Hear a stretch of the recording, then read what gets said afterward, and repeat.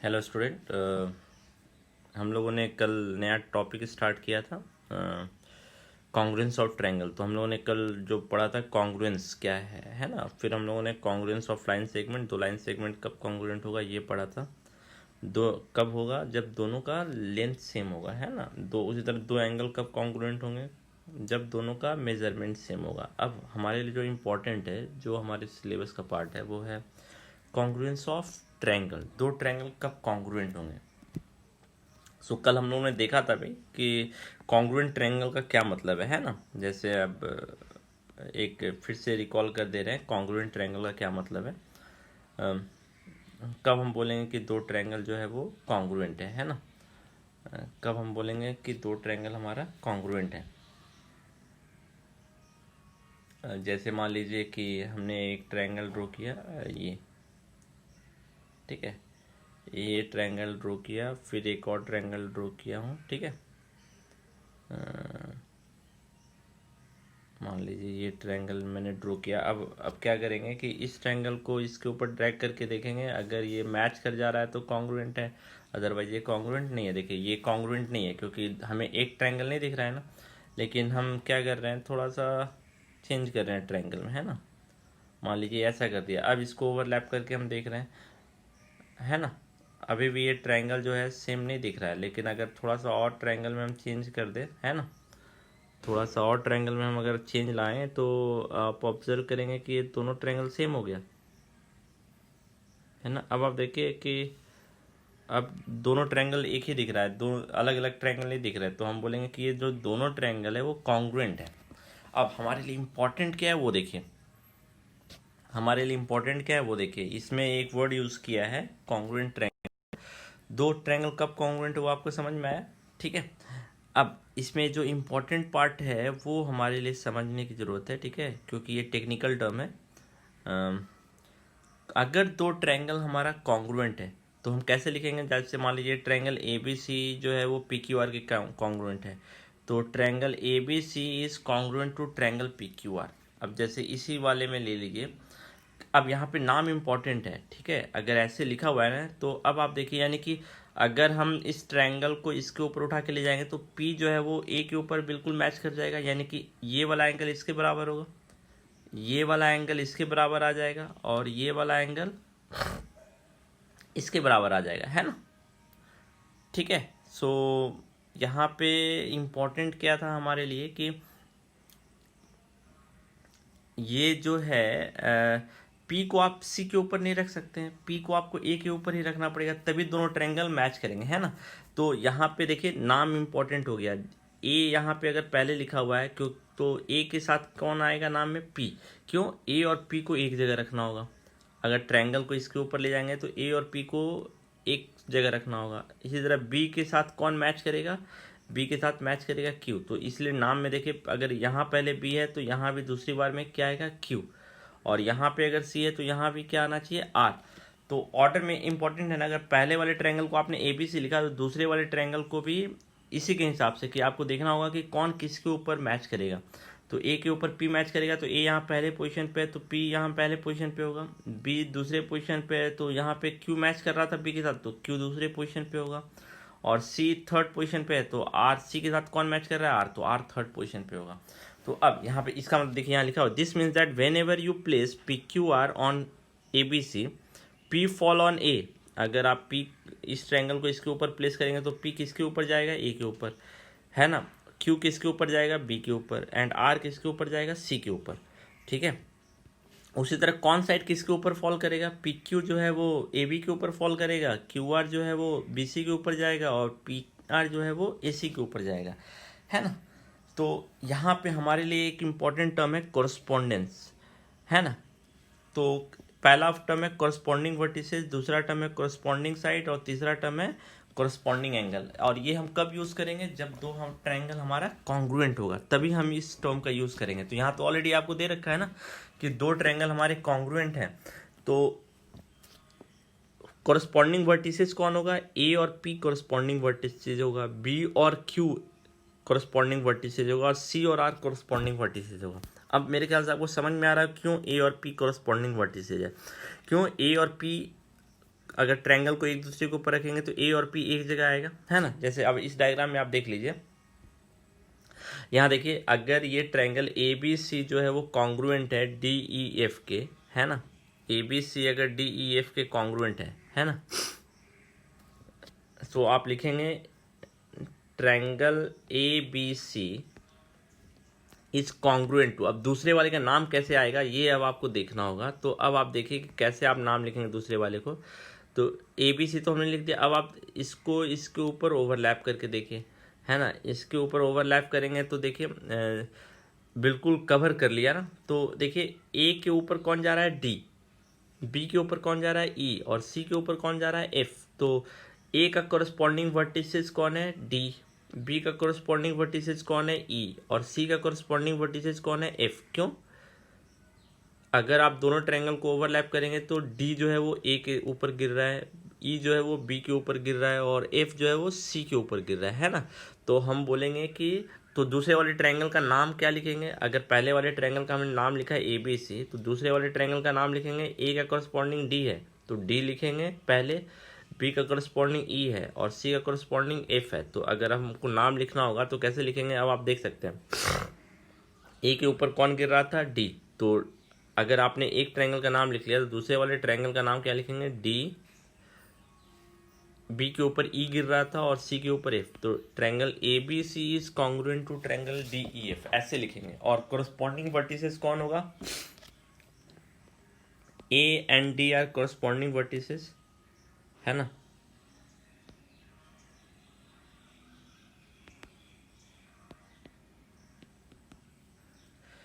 B and E are corresponding vertices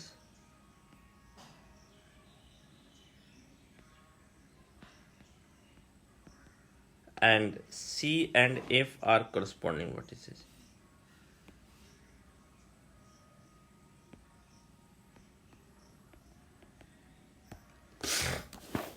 मेरे ख्याल से ये पार्ट आप समझ गए होंगे, इसमें कोई प्रॉब्लम नहीं आएगी। corresponding vertices क्या है ना। अब आते हैं corresponding sides। ध्यान रखिएगा ये टर्म हम लोग कब यूज करेंगे, जब दो ट्रायंगल हमारा कॉन्ग्रुएंट होगा। अगर दो ट्रायंगल हमारा कॉन्ग्रुएंट नहीं है, जैसे अगर मान लीजिए इसी में मैं थोड़ा चेंज कर दे रहा हूँ, जैसे ये है, ये अब इसके ऊपर ओवरलैप करेंगे तो देखिए दोनों ओवरलैप नहीं कर रहा, दोनों ट्रायंगल कॉन्ग्रुएंट नहीं है, तो हम नहीं बोलेंगे ए एंड डी जो है वो कोरस्पॉन्डिंग वर्टिसेस है।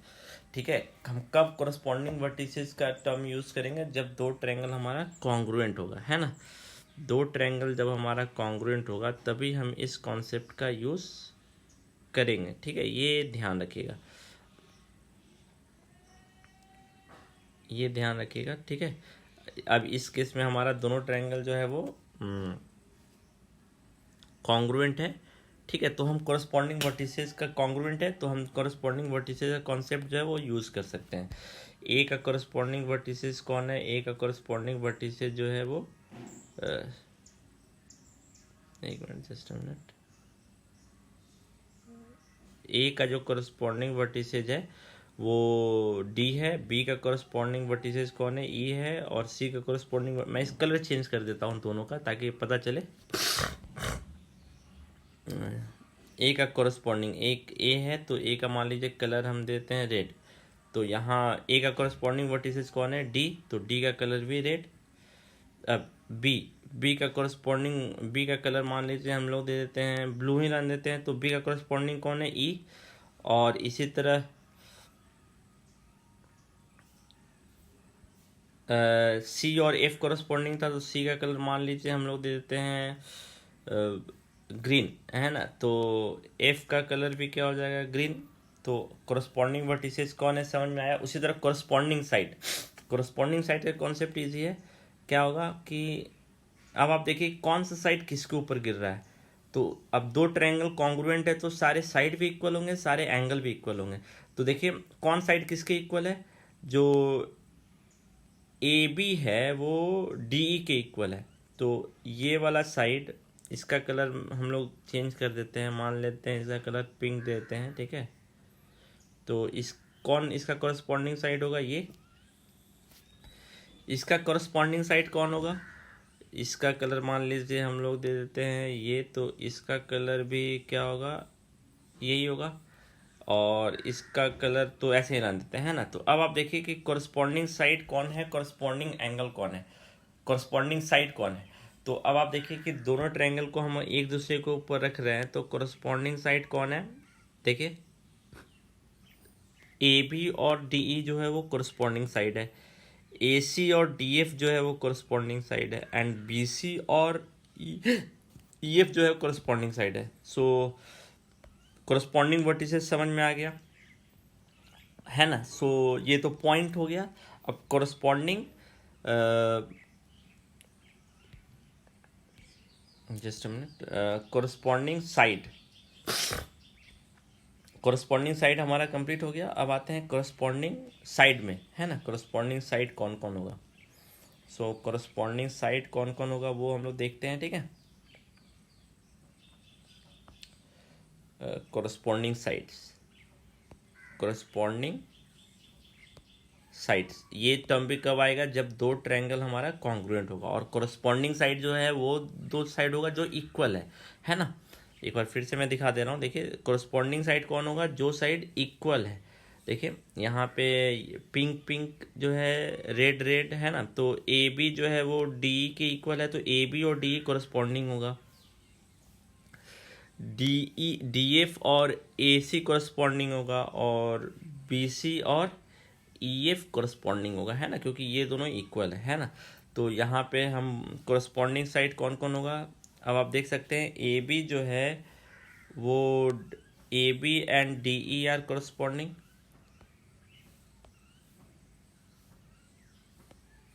है ना।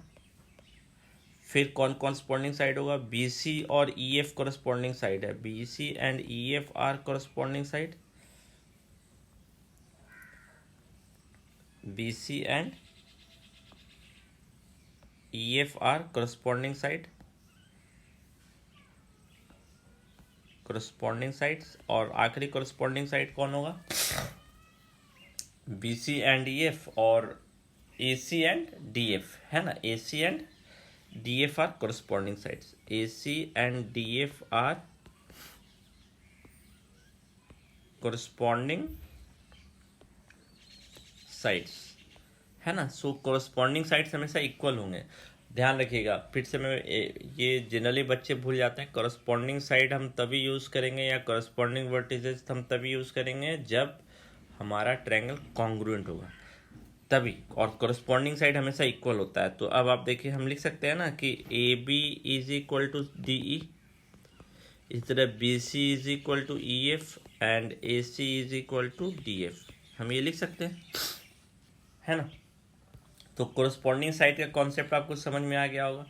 इस तरह कोरस्पॉन्डिंग एंगल, तो जो एंगल जिसके ऊपर फॉल कर रहा है वो कोरस्पॉन्डिंग एंगल होगा। अब यहाँ पे आप देख लीजिए कि ये दोनों एंगल, एंगल ए और एंगल डी, क्यों, दोनों का मेजरमेंट सेम होगा। अब आप चेक कर लीजिए, इनका मेजरमेंट हो गया, इसका मेजरमेंट और इसका मेजरमेंट सेम होगा, है ना। इसका मेजरमेंट और इसका मेजरमेंट सेम होगा, है ना। और इसका मेजरमेंट और इसका मेजरमेंट सेम होगा, ठीक है। सो मेरे ख्याल से कोरस्पॉन्डिंग एंगल का कॉन्सेप्ट आपको समझ में आ गया होगा, ठीक है।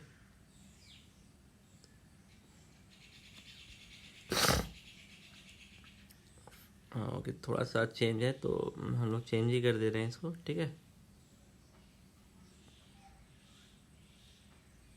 50, हाँ ओके 54.5, है ना। अब आप देखिए कौन एंगल किसके बराबर है, आप इजीली देख सकते हैं, ठीक है।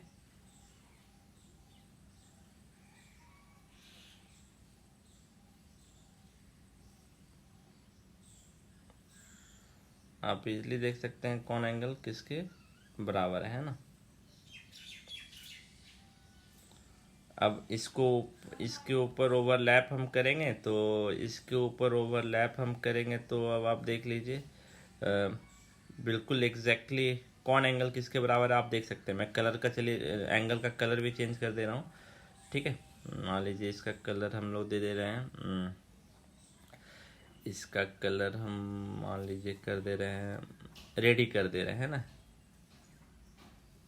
इसका कलर हम लोग मान लीजिए इसका कलर ब्लू कर दे रहे हैं ना, और इसको ग्रीन कलर में ही रहने देते हैं, ठीक है। सो अब आप इजीली ऑब्जर्व कर सकते हैं, ठीक है, कि अगर हम इसको ओवरलैप करेंगे तो देखिए जो कौन सा एंगल किसके बराबर है आप इजीली देख सकते हैं ना, ठीक है। सो यहाँ पे एक्चुअली चेंज हो गया है, ठीक है। 54.5 डिग्री था जो चेंज हो गया है ना, तो 54 पॉइंट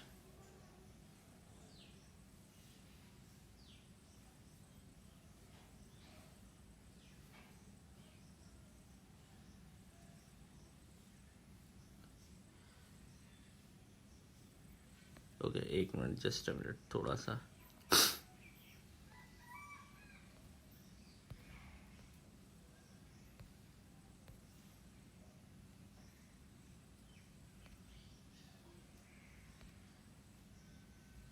54.5 है ना, तो इसको 54.5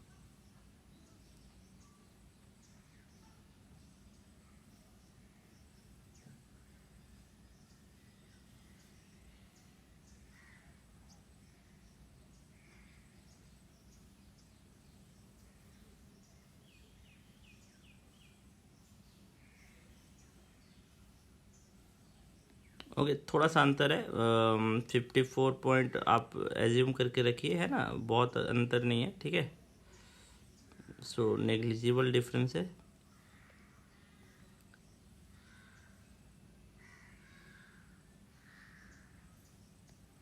ओह,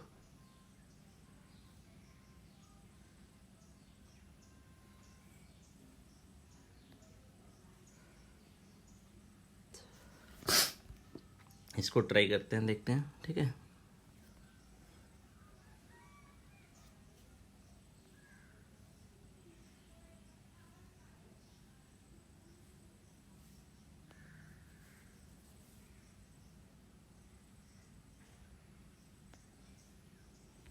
53.95 है। सो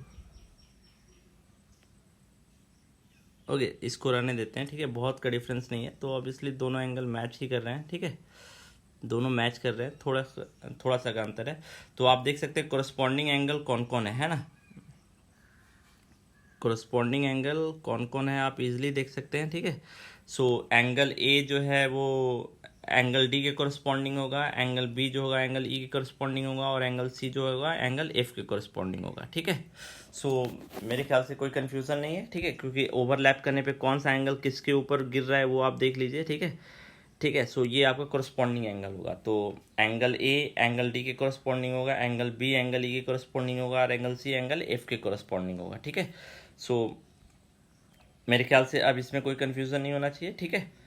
सो कोरस्पॉन्डिंग एंगल, कोरस्पॉन्डिंग साइड और कोरस्पॉन्डिंग वर्टिसेज, ये कब हम यूज़ करेंगे, जब ट्रायंगल हमारा कॉन्ग्रुएंट होगा। और कोरस्पॉन्डिंग वर्टिसेज वो दोनों वर्टिसेज हैं जो एक दूसरे के ऊपर गिरेंगे। अगर हम ट्रायंगल को ड्रैग करके ले जाएंगे तो जो जिसके ऊपर आएगा वो कोरस्पॉन्डिंग वर्टिसेज, जो साइड जिसके ऊपर आएगा कोरस्पॉन्डिंग साइड, और जो एंगल जिसके ऊपर आएगा वो कोरस्पॉन्डिंग एंगल। और ये सारे क्या होते हैं, इक्वल होते हैं।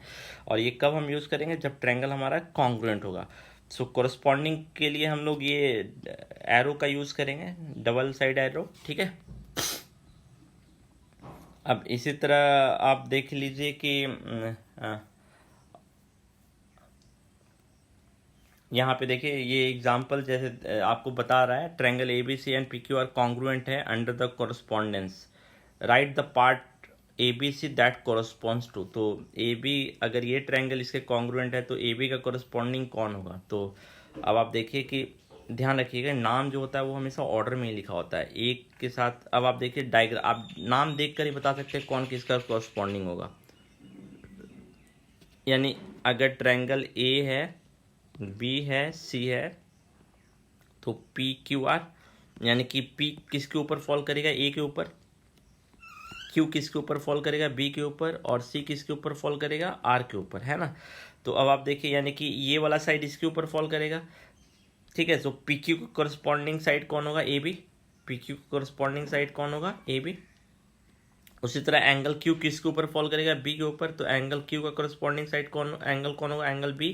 और आरपी किसके ऊपर फॉल करेगा, आरपी ये इसके ऊपर फॉल करेगा, तो आरपी का कोरस्पॉन्डिंग साइड कौन होगा, एसी। ठीक है, सो मेरे ख्याल से ये पार्ट आपका इजीली बन जाएगा, बहुत टिपिकल नहीं है।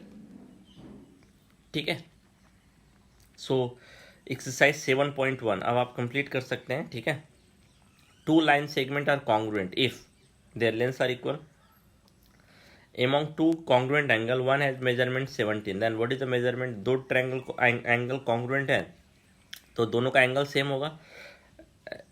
when we write angle A equal to angle B, we actually mean क्या है, angle A is congruent to, इसका क्या मतलब है, एंगल A